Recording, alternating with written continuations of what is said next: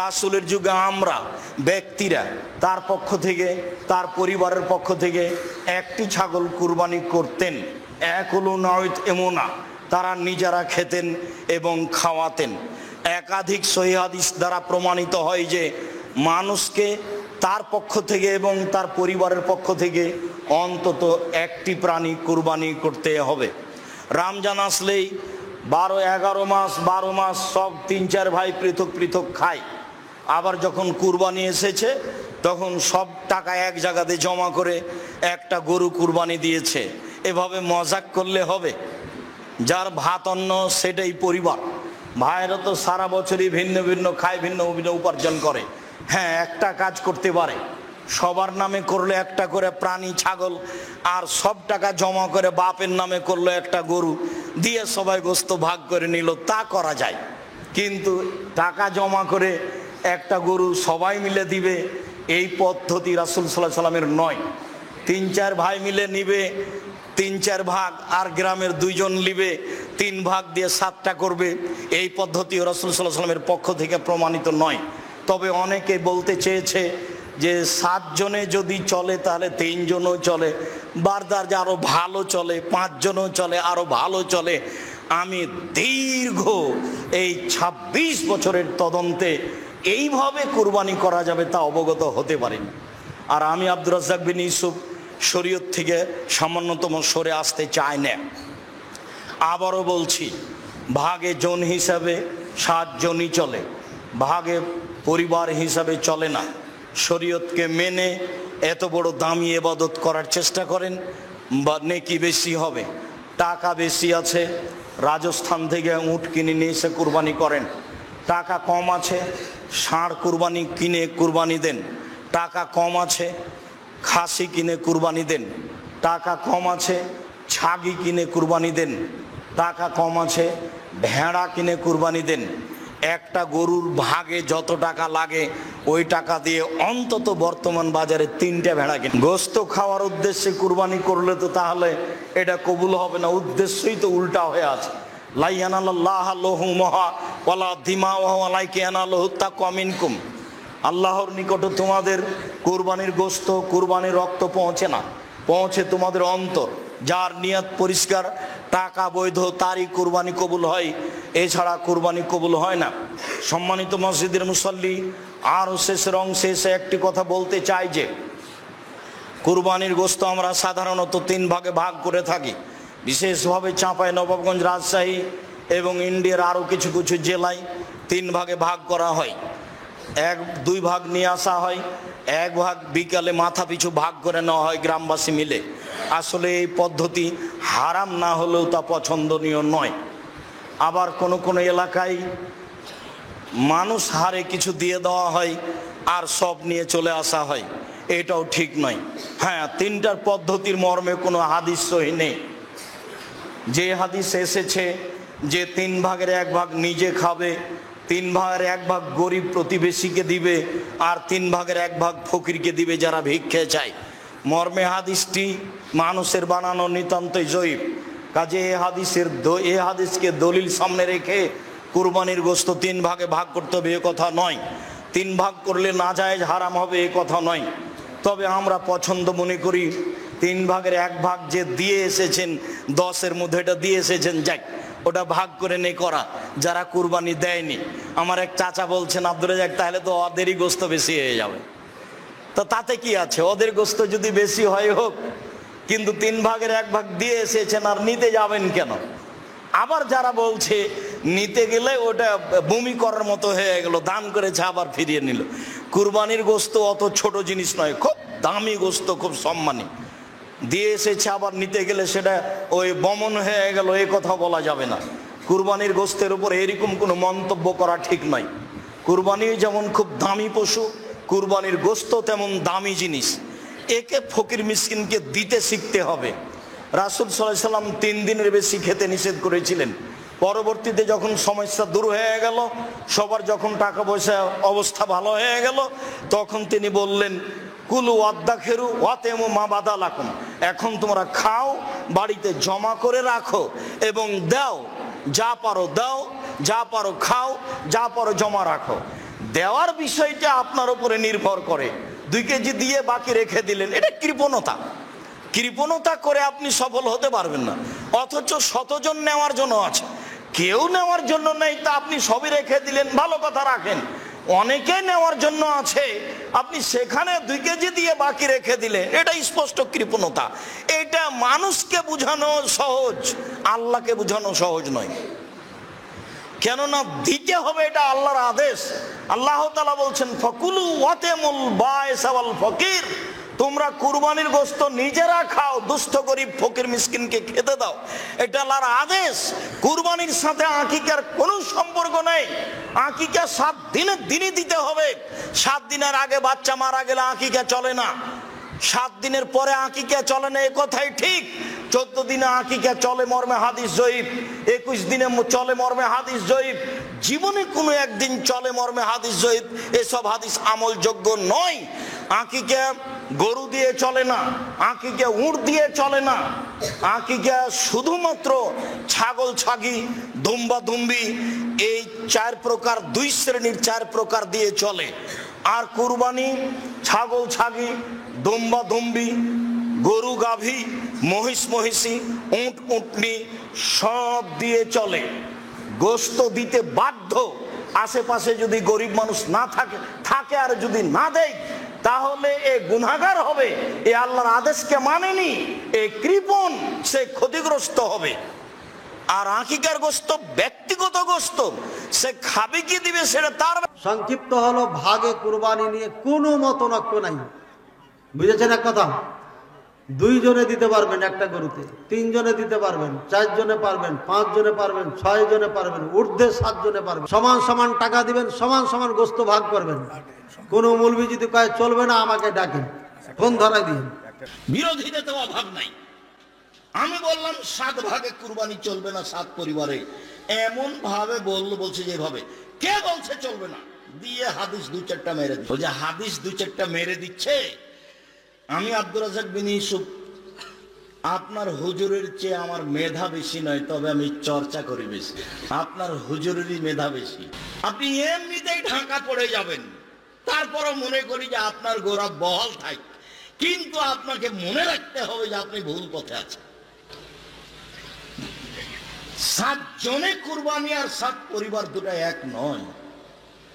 আমি বলেছি 7 দিনে আকিকা দিতে হবে, 14 দিনে 21 দিনে হাদিস ঠিক নয়। কোন ওলামা একরাম বলছেন ভাগে কোরবানি দেওয়া যাবে না, বরং গরু হোক আর ওট হোক, যত বড় পশুই হোক, দিলে একজনের পক্ষ থেকে দিতে হবে, 7 ব্যক্তির পক্ষ থেকে যথেষ্ট হবে। এই যে কথা প্রচলিত আছে, এটাকে অনেক কোন ওলামা একরাম কি করছেন? অস্বীকার করছেন। আসলে সঠিক কোনটা এ ব্যাপারে আগেই বলেছি যে একাডেমিক আলোচনা খুব বেশি লম্বা চড়া করার ইচ্ছা নাই এবং সুযোগও নেই। শুধু সংক্ষেপে এটুকু বলবো, সব যুগেই সবচাইতে বেশি সংখ্যক ওলামাদের মতে, বলা যায় প্রায় সবার মতে, সমস্ত ওলামা একরামের মতেই বলা যেতে পারে প্রায়, গরুর ক্ষেত্রে একটা গরু 7 জন ব্যক্তির পক্ষ থেকে কি হবে? কোরবানির জন্য যথেষ্ট হবে। এক্ষেত্রে বিচ্ছিন্নভাবে যে 2-1 জন আলেম বলছেন যে গরু হোক আর ওট হোক একজন থেকে হবে, 7 জন থেকে হবে না, তাদের যুক্তিগুলা খুবই ঠুনকো এবং খুবই দুর্বল। নবী আলাইহিস সালাম যে সফরে একাধিক ব্যক্তিকে কোরবানিতে অংশগ্রহণের সুযোগ দিয়েছিলেন, তারা বলেন যে এটা সফরের জন্য নির্দিষ্ট, অথচ নবী আলাইহিস সালাম সেটা নির্দিষ্ট করেন নাই, এটা ওনারা নির্দিষ্ট করছেন।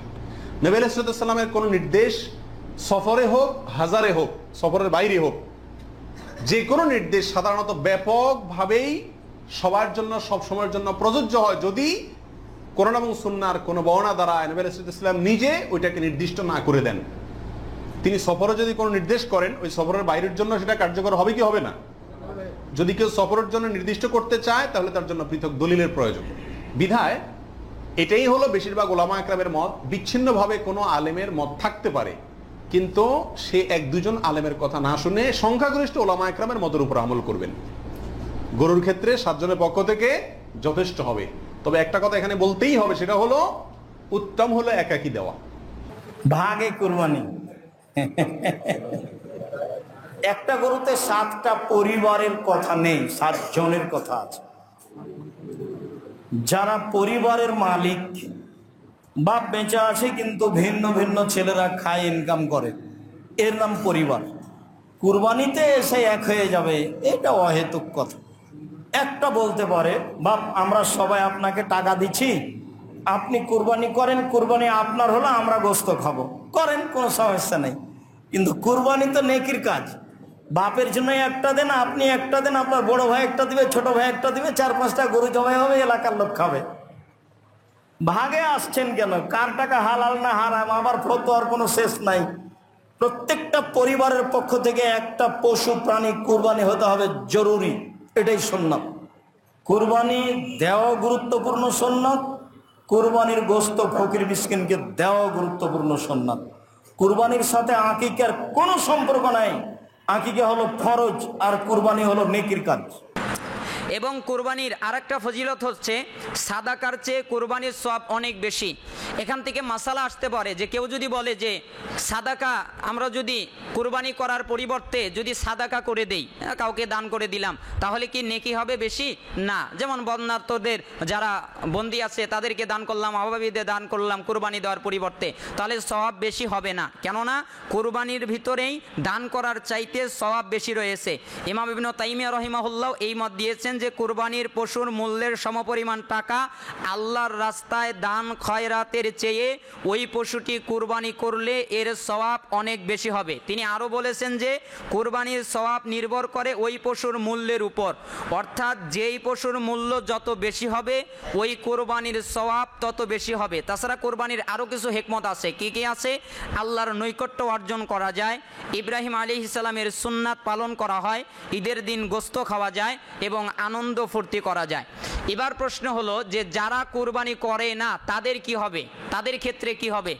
সাহাবী আবু হুরায়রা থেকে বর্ণিত, রাসূল সাল্লাল্লাহু আলাইহি ওয়াসাল্লাম বলেছেন যে মান কানা লাহু সাআতুন ওয়া লাম ইউদাহি ফালা ইয়াকরাবান্না মুসাল্লানা, যেই ব্যক্তি কুরবানির পশু ক্রয় করার কিনার মতো আর্থিক সচ্ছলতা অর্জন করলো, তার মানে তার আর্থিক সচ্ছলতা আছে কিন্তু কুরবানি দিল না, সে যেন আমাদের ঈদগাহের নিকটে না আসে। ইবনে মাজাহ 3123 নম্বর হাদিস, এটা হাদিসটি হাসান। তাহলে এই হাদিস থেকে প্রমাণিত হয় যে যারা সক্ষমতা থাকার পরও কুরবানি না করার কারণে আমাদের প্রিয় নবী সাল্লাল্লাহু আলাইহি সাল্লাম তাকে ঈদগাহে আসতে নিষেধ করলেন। এটা কত বড় একটা হুঁশিয়ার, কুরবানি না করার পাপ তাহলে কত মারাত্মক। এই হাদিস থেকে দলিল নেওয়া যায় যে কুরবানি করাটা বাধ্যতামূলক, ওয়াজিব, আমরা এটাই করছি। এরপরে আরেকটি পয়েন্টের মাসালা যে যাদের উপর কুরবানি ওয়াজিব, কুরবানি করাটা ওয়াজিব কাদের উপরে, কারা কুরবানি করবে, কাদের উপরে ওয়াজিব করা হয়েছে, কুরবানি কার উপরে ওয়াজিব, এরা কারা? ইমাম আবু হানিফা রাহিমাহুল্লাহর মতে যে ঈদের দিন জাকাতের নিসাব পরিমাণ সম্পদ থাকলেই কুরবানি ওয়াজিব হয়ে যাবে। নিসাব হলো 7.5 ভরি অর্থাৎ 85 গ্রাম স্বর্ণ বা 52.5 তোলা অর্থাৎ 595 গ্রাম রৌপ্য বা এর সমপরিমাণ নগদ অর্থ শুধু ঈদের দিন হাতে থাকলেই কুরবানি দিতে হবে। এটা হচ্ছে ইমাম আবু হানিফা রাহিমাহুল্লাহর মত। কিন্তু অধিকাংশ বিদ্বান আলেমের মতে যে ঈদের দিন যার হাতে কুরবানি, যে কুরবানি দেওয়ার মতো যে কোনো একটা পশু কেনার অর্থ থাকবে তার উপরে কুরবানি দেওয়া ওয়াজিব হয়ে যাবে। রাসূল সাল্লাল্লাহু আলাইহি সাল্লাম বলেছেন যে ব্যক্তি কুরবানি করার মতো সচ্ছলতা অর্জন করলো অথচ কুরবানি দিল না, সেজন্য আমাদের ঈদগাহে না আসে। এই হাদিস দ্বারা ইবনে মাজাহ 3123 নম্বর হাদিস দ্বারা বোঝা যায় ঈদের দিন, কুরবানির দিন অর্থাৎ আপনার 10 তারিখে, এর আগে আপনার হাতে টাকা ছিল না কিন্তু 10 তারিখে আপনার ওই দিনের খাওয়া বাদ রেখে আপনার অতিরিক্ত টাকা আছে, ওই টাকা দিয়ে আপনি কুরবানি করতে পারবেন। একটা বকরি কিনতে পারবেন, ছাগি কিনতে পারবেন, ছাগল কিনতে পারবেন, দুম্বা কিনতে পারবেন অথবা ভেড়া কিনতে পারবেন। এই পরিমাণ টাকা আপনার আছে, তাহলে ওই টাকা দিয়ে আপনাকে কুরবানি দেওয়াটা ওয়াজিব হয়ে যাবে। আপনি ওই টাকা দিয়ে কুরবানি আদায় করবেন, কিনবেন। এটাই হচ্ছে অধিকাংশ আলেমদের অভিমত এবং এই মতেই বিদ্বানরা ঝুঁকেছেন। আল্লাহ সুবহানাহু ওয়া তাআলা আমাদের কুরবানি করার তৌফিক দান করুন। কুরবানি কি প্রতি বছরই করতে হবে? হ্যাঁ, কুরবানি ওয়াজিব হলে প্রতি বছরই কুরবানি করা আবশ্যক। এখানেও দুইটা মত আছে। একটা হাদিস, দুর্বল হাদিস এসেছে যে নবী করিম সাল্লাল্লাহু আলাইহি ওয়াসাল্লাম 10 বছর মদিনাতে ছিলেন, সেখানে তিনি প্রতি বছরই কুরবানি করেছেন। এই হাদিসটা দঈফ, তাই আমরা এই হাদিসটা নিচ্ছি না। কিন্তু আরেকটা হাদিস যদি আমরা দেখি, রাসূল সাল্লাল্লাহু আলাইহি সাল্লাম বলেছেন ইয়া আইয়ুহান নাস ইন্না আলা কুল্লি আহলি বাইতিন ফি কুল্লি আমিন উদহিয়াতুন, হে মানব মণ্ডলী, হে মানব জাতি, প্রত্যেক পরিবারের দায়িত্ব হলো প্রতি বছর কুরবানি দেওয়া। ইবনে মাজাহ 3125 নম্বর হাদিস, হাদিসটা সহিহ। তার মানে এই হাদিস দ্বারা বোঝা যায় যেহেতু আল্লাহ রাসূল সাল্লাল্লাহু আলাইহি সাল্লাম বলছেন প্রতি বছর কুরবানি দেওয়া দায়িত্ব, তার মানে আমরা বুঝতে পারলাম যে যাদের কুরবানি দেওয়ার মতো সামর্থ্য আছে, যোগ্যতা আছে, তারা প্রতি বছর কুরবানি দেবে। কিন্তু কেউ যদি কুরবানি না করে, যেমন কুরবানি করলো না, তাহলে ওই যারা সুন্নাতে মুআক্কাদা বলেছেন যে আবু বকর সিদ্দিক রাদিয়াল্লাহু আনহু মাঝে মধ্যে কুরবানি করতেন না, ওমর ইবনুল খাত্তাব রাদিয়াল্লাহু আনহু কুরবানি করতেন না, তাহলে তাদের অভিমতে তার অনেক মারাত্মক গুনাহ হবে না। কিন্তু আমরা এটাকেই নিরাপদ মনে করছি যে যাদের সামর্থ্য আছে তারা কুরবানি করবে। এবার আরেকটি প্রশ্ন হলো, কোন কোন শর্ত পূরণ হলে ব্যক্তির উপরে কুরবানি করা ওয়াজিব হয়, অর্থাৎ একটা ব্যক্তির কি কি শর্ত লাগবে। 1 নম্বর শর্ত হলো মুসলিম হওয়া, অর্থাৎ কারণ অমুসলিম থাকা অবস্থায় কুরবানি ওয়াজিব নয়, অর্থাৎ ঈমান আনা ছাড়া কোনো ইবাদত কবুল হয় না।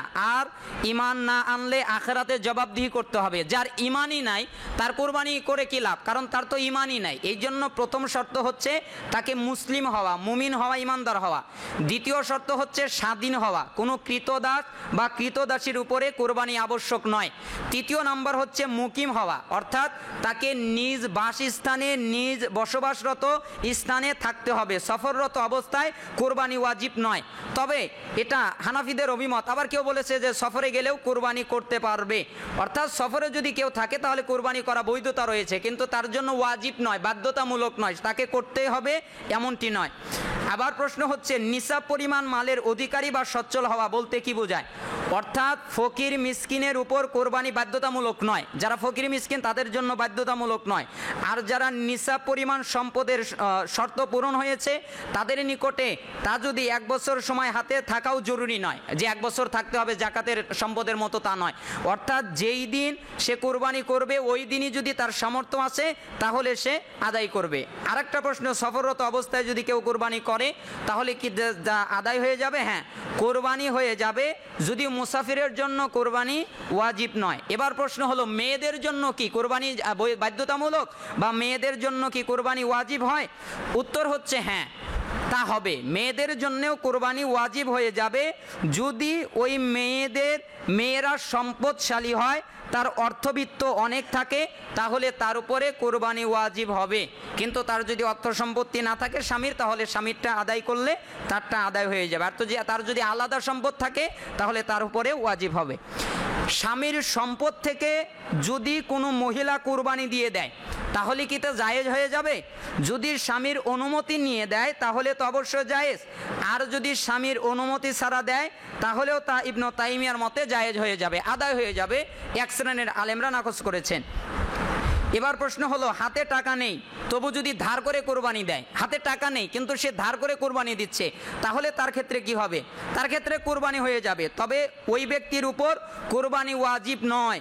সে তার এই কাজে মুস্তাহাব আমল হিসেবে সওয়াব পাবে, ওয়াজিবের সওয়াব পাবে না, মুস্তাহাব হিসেবে। তার টাকা নেই, সামর্থ্য নেই, তাকে ধার করতে বলেছে কে? তাকে তো ধার করে কোরবানি দিতে বলা হয় নাই। এই জন্য এই ফতোয়া তার জন্য তার উপরে ধার্য হবে। এবার আসি আমরা আর একটা পয়েন্ট, যে জীবিত এবং মৃতের পক্ষ থেকে কুরবানি, অর্থাৎ যারা জীবিত তাদের পক্ষ থেকে কেমন কুরবানি, যারা মৃত তাদের পক্ষ থেকে কুরবানি দেওয়া যাবে কিনা। প্রশ্ন হলো, মাতা পিতা ইন্তেকাল করেছেন, তাদের পক্ষ থেকে কি কুরবানি করা জায়েজ? উত্তর হচ্ছে হ্যাঁ, তা জায়েজ। কেউ নাজায়েজ বলেছেন। এখানে আমরা যদি 2টা মত থাকে তাহলে 2টাই বলছি। কেউ নাজায়েজ বলেছেন, কেউ বলেছেন মৃতর পক্ষ থেকে কোরবানি দেওয়া লাগবে না, কিন্তু সঠিক মত হচ্ছে, অভিমত বা পদ্ধতি ফতোয়া হচ্ছে তা জায়েজ। এমনকি যে কোনো মৃত ব্যক্তির পক্ষ থেকে জীবিতরা কোরবানি দিতে পারবে। সৌদি আরবের খ্যাতনামা অত্যন্ত স্বনামধন্য মুফতি মরহুম মোহাম্মদ বিন সালেহ আল উসাইমিন 3 ভাগে ভাগ করেছেন, যে এই কোরবানি মৃত ব্যক্তির পক্ষ থেকে দেওয়া নিয়ে উনি 3 ভাগে ভাগ করেছেন। একটা ভাগ করেছেন যে জীবিত মৃত পক্ষ থেকে একসাথে নিয়ত করা, অর্থাৎ আমি যারা মরে গেছে তাদেরও জন্য নিয়ত করলাম এবং যারা বেঁচে আছে তাদের পক্ষ থেকে নিয়ত করলাম। যেমন এদের দলিল হলো যেটা জায়েজ, একবার কোরবানি করার সময়